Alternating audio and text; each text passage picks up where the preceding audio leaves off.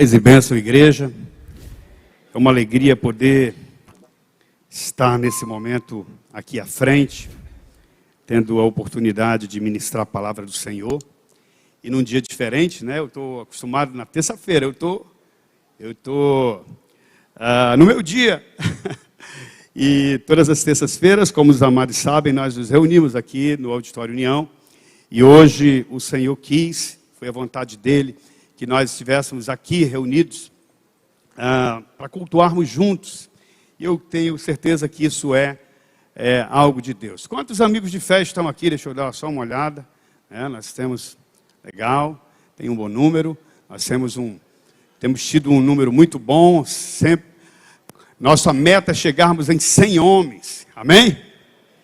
Então, em breve, nós já temos esses 100 homens. Eu creio que até já passou, mas a gente não conseguiu reunir todos no mesmo dia, né? E é uma alegria, portanto, poder pastorear homens. Para mim é uma honra também poder ser útil ao Senhor com a ministração, com o ensino da palavra aos homens. Nós vamos falar sobre um tema hoje muito conhecido de toda a igreja, que está lá em 1 Samuel, capítulo 7, versículo 12. Mas eu quero orar com você antes. Feche os seus olhos. Senhor, Sua palavra será ministrada nesse momento. E nós queremos dar a Ti toda a honra e toda a glória. Pedimos, Senhor Deus, que cada pensamento esteja cativo ao senhorio de Jesus. E que nada, Senhor Deus, nos disperse daquilo que o Senhor tem para nós. Que o Senhor possa tirar todo o cansaço, todo o enfado, todo o incômodo. E que a nossa atenção seja atraída por Ti. E que nós sejamos aqui edificados pelo Senhor, e isso tudo possa Te glorificar, pois fazemos para isso, para a Tua honra e glória, em nome de Jesus. Amém. Vamos ler junto esse versículo, amados? Aí está. Nós vamos falar hoje sobre Ebenezer, a pedra do socorro, a pedra da ajuda e do recomeço. O texto lá em 1 Samuel 7,12 diz: Então Samuel pegou uma pedra grande e a colocou entre a cidade de Mispá e Gesana. Tem algumas traduções que diz 100. E deu à pedra o nome de... Como? Desse Ebenezer. Como? Ebenezer. E o que mais? Até aqui o Senhor nos ajudou. Nós costumamos ouvir sempre essa frase. Ela acaba virando um certo rótulo na nossa caminhada cristã, né? Em vários momentos nós citamos esse versículo. Até aqui o Senhor nos ajudou. Glória a Deus, é muito bom ouvir isso. E é sempre muito bom também, meus amados, nós termos o hábito de lembrar da nossa história. Lembrar que o processo de Deus não termina, por isso que é uma até aqui, não para. Não é? E lembrar sempre de estar sendo grato por tudo o que Deus fez. Mas essa parte da história não começou assim. E eu quero fazer uma volta rápida na história para você entender por que Samuel colocou essa pedra, esse memorial, esse monumento, e deu a ele esse nome de Ebenezer. Até aqui o Senhor nos ajudou. Então eu quero voltar lá para o capítulo 4. Na verdade, toda essa história você vai poder ler do 4 até o 7. Está tudo aí, como um resuminho, era para estar entrando aos poucos, mas está entrando tudo junto, a gente boa. Muito bem, eu quero lembrar que começou isso lá no capítulo 4, quando houve um grande acidente, que eu diria foi um cumprimento de uma profecia de Deus, que veio um juízo sobre a casa de Eli, que naquele momento, vamos chamar assim, era o pastor da época, era o sacerdote, era o juiz, né, daquela época. E nesse capítulo, no capítulo anterior, Samuel é chamado por Deus, lembra que ele é chamado 3 vezes, e aí ele diz, olha, quando ele chamar de novo, diz, fala que o teu servo ouve. Então no capítulo 4 começa a se cumprir aquilo que Deus havia revelado para Samuel. E eu quero ler apenas alguns versículos no início, porque eu acho que é importante você se situar. Diz assim, naquele tempo Israel estava em guerra com os filisteus. O exército israelita tinha acampado perto de Ebenezer. Olha aí o nome da cidade, Ebenezer. Eu estou lendo 1 Samuel 4, agora versículo 2.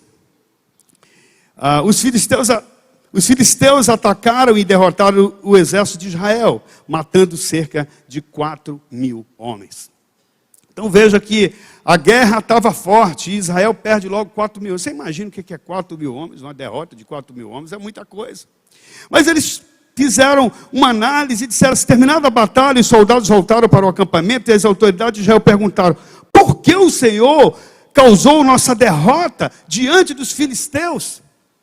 E tiveram uma ideia, vamos trazer a arca da aliança do Senhor, desde Siló, para que esteja conosco e nos livre do poder do inimigo. Então, sempre que ali a arca do Senhor, que simbolizava a presença do Senhor, a arca que continha a vara de Arão, as pedras dos 10 mandamentos e o maná, ela representava o Senhor. Então, eles sempre diziam, se nós trouxermos a arca da aliança, o negócio vai virar, nós vamos virar o jogo, nós estamos perdendo, mas a gente pode terminar com vitória.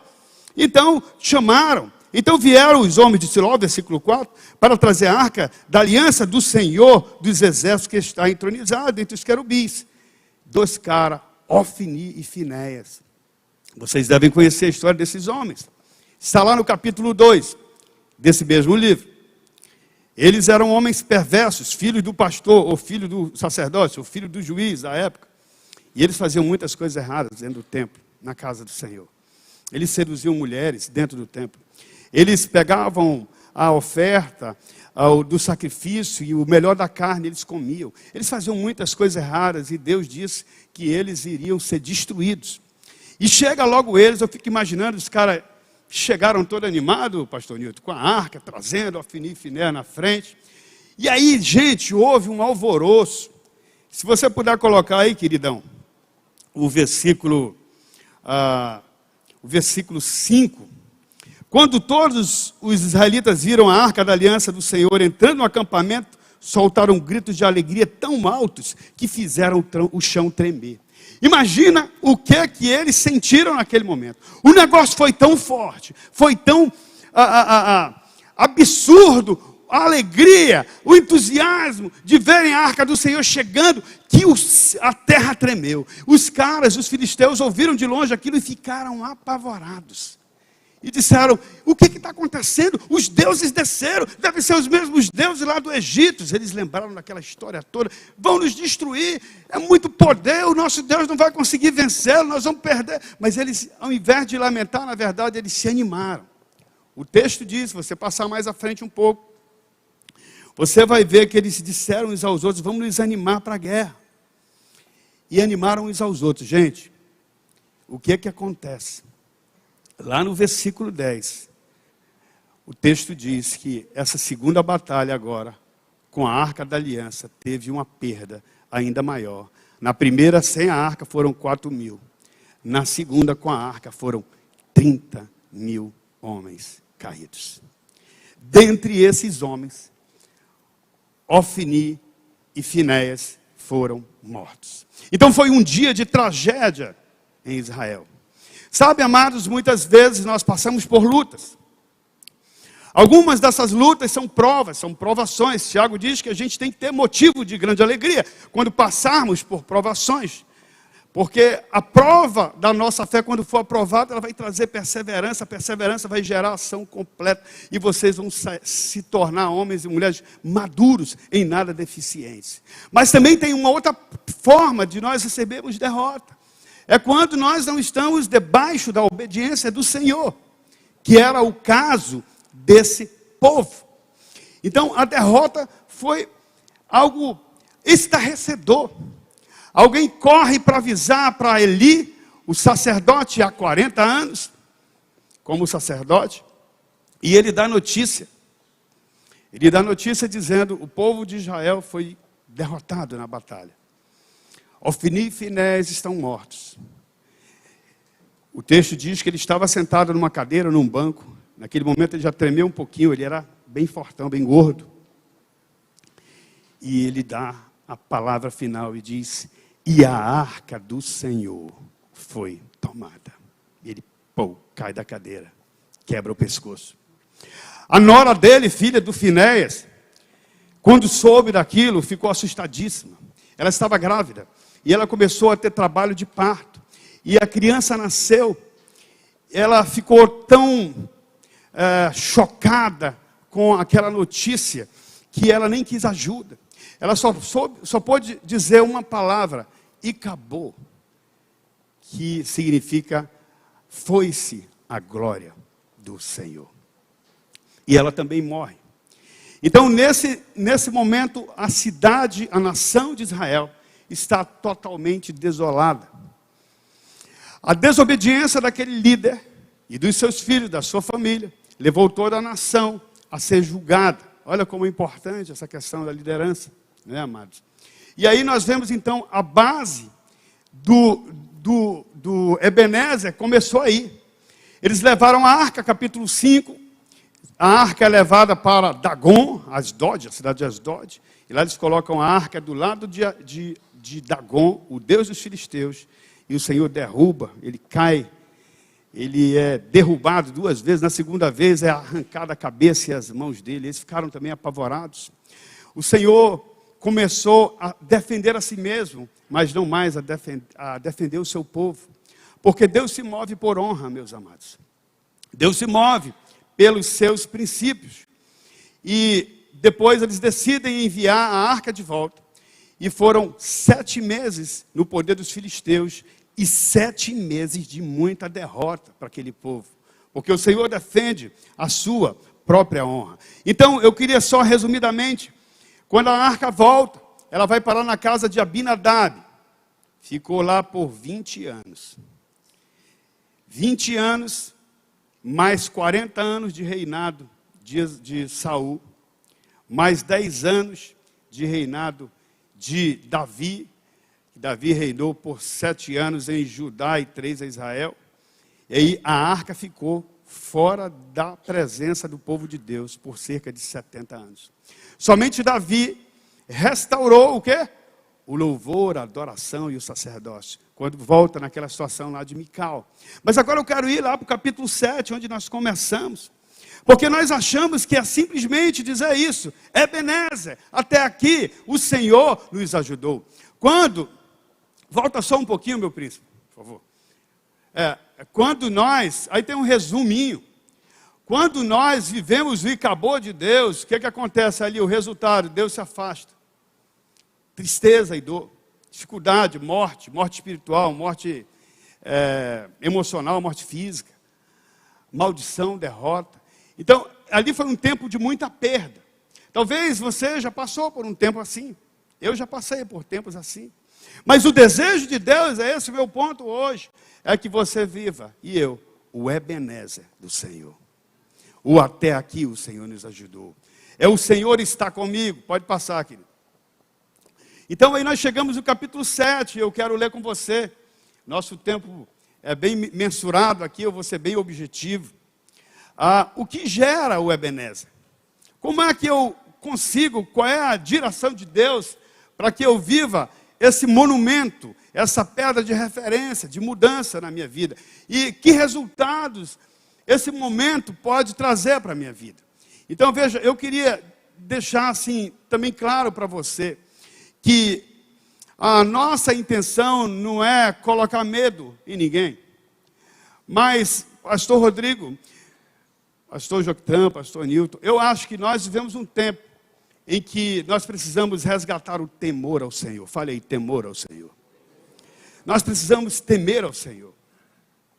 Nós precisamos entender que quando nós tememos ao Senhor, Ele vai usar a situação de destruição da sua vida, no seu casamento, no seu negócio, nos seus relacionamentos, no seu ministério.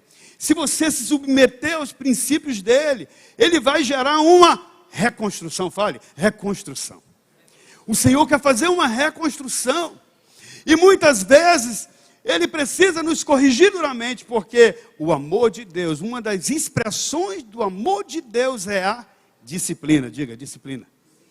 Uma das expressões do amor de Deus é a disciplina. A Bíblia diz que o Senhor disciplina a quem Ele ama.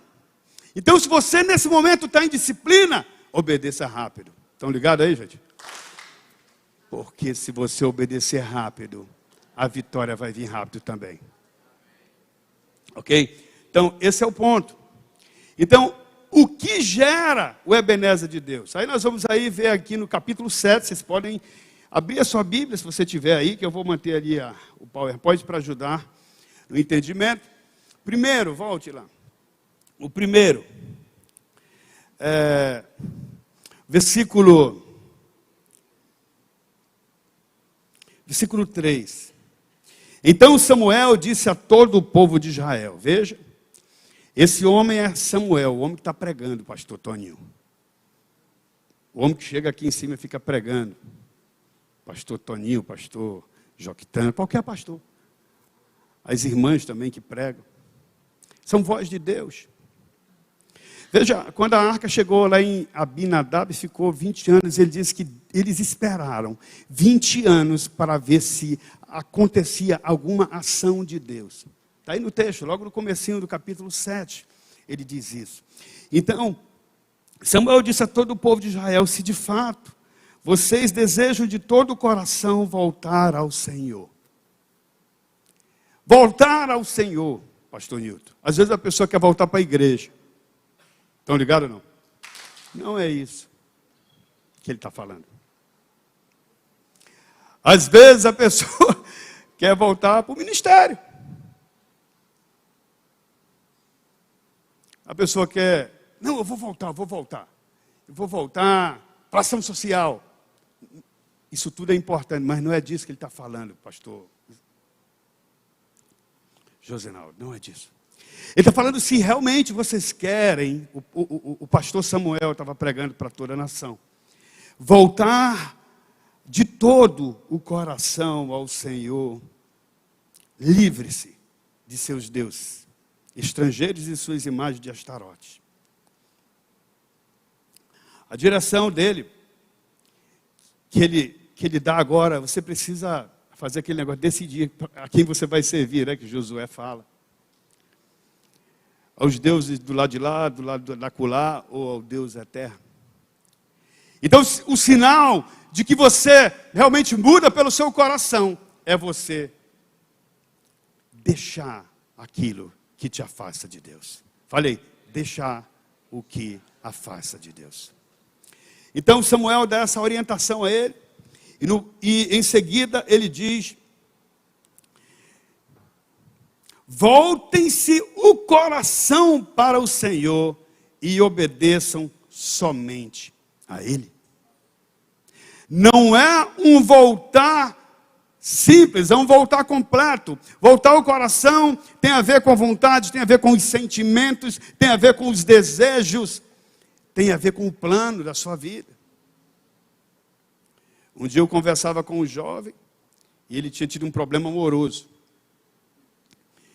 E a pessoa que esse jovem se relacionava já tinha arrumado uma outra pessoa. E eu disse, você precisa se voltar para o Senhor agora. Num bom sentido, namore com Ele. Fique apaixonado por Ele. Se envolva com Ele. Se volte para Ele de todo o coração, que a Bíblia diz que a mulher é um presente de Deus. O provérbio diz que os pais, né, os bens vêm como herança dos pais, mas uma esposa prudente é um presente de Deus.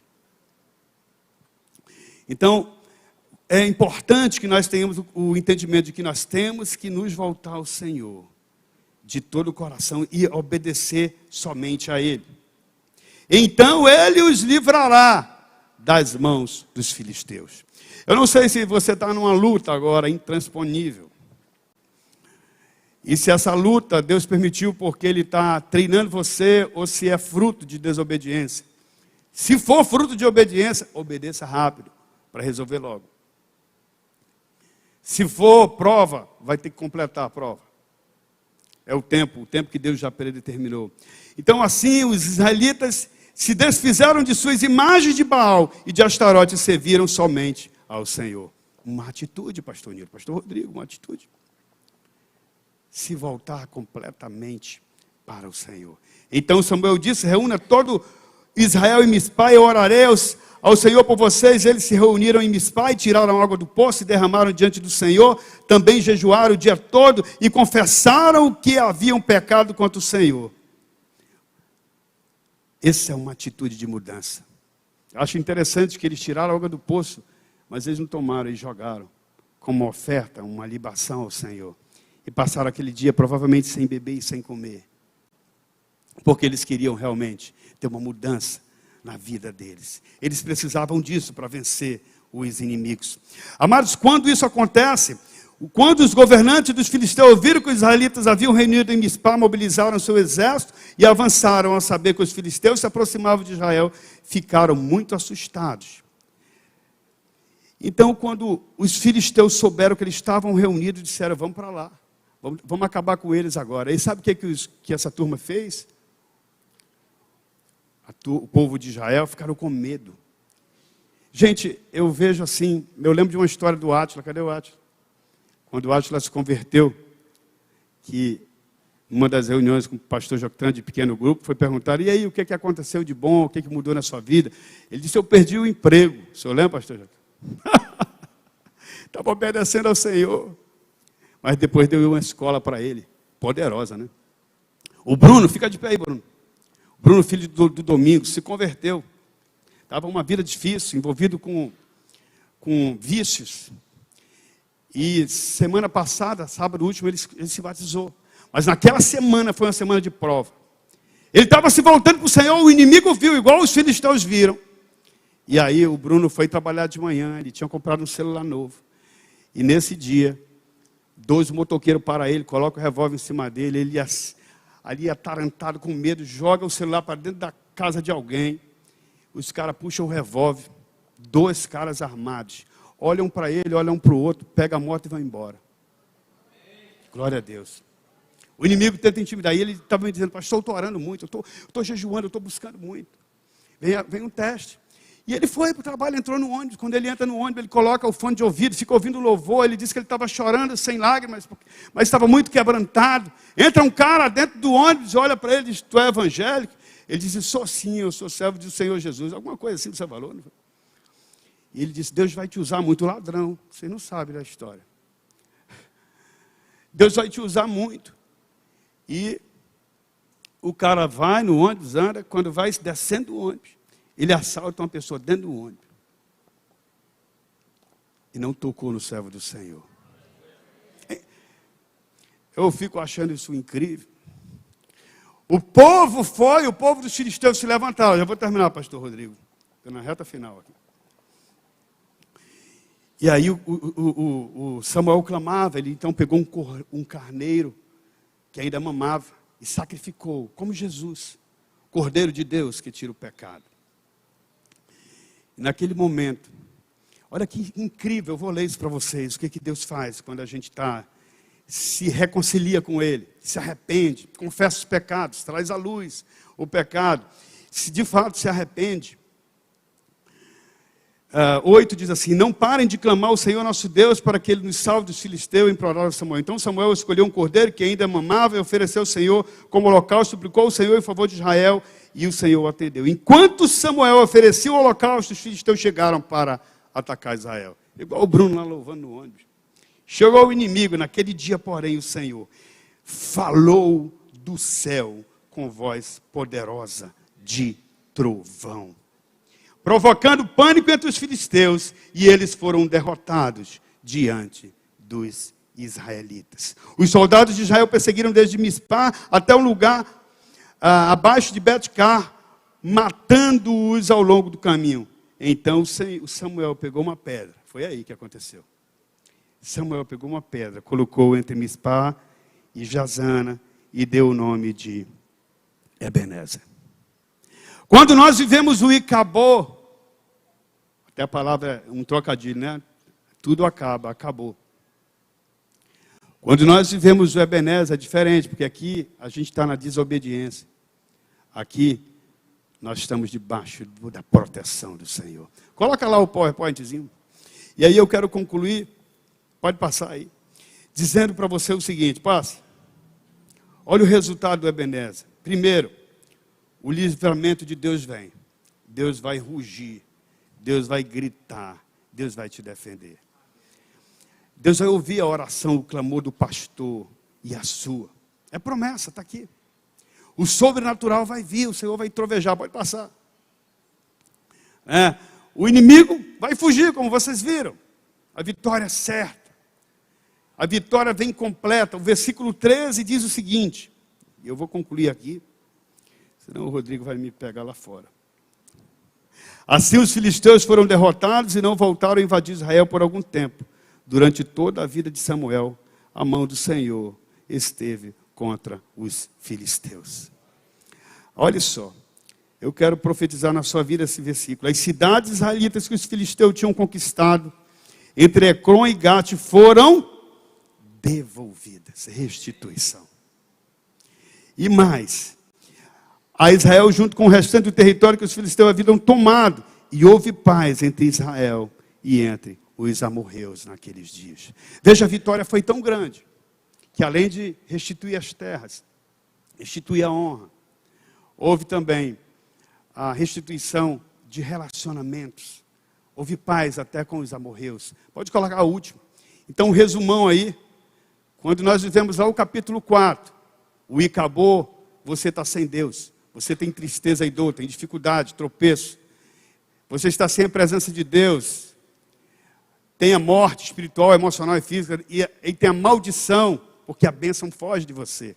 E a derrota é certa. Mas quando você está no Ebenezer, que é o capítulo 7, enquanto você está sem Deus, no acabou, no Ebenezer você está com Deus. Você tem tristeza e dor lá, mas aqui você tem alegria e esperança. Lá você tem dificuldades e tropeços. Aqui você tem abundância. Lá você está sem esperança, sem a presença de Deus. Aqui no Ebenezer você está com a presença de Deus. É muito bom estar na presença de Deus. Lá tem morte, aqui tem vida. Lá tem maldição, aqui tem bênção. Lá tem derrota e aqui tem vitória. Amém? Essa é a palavra que o Senhor colocou no meu coração. Deus abençoe a sua vida com abundância em nome de Jesus.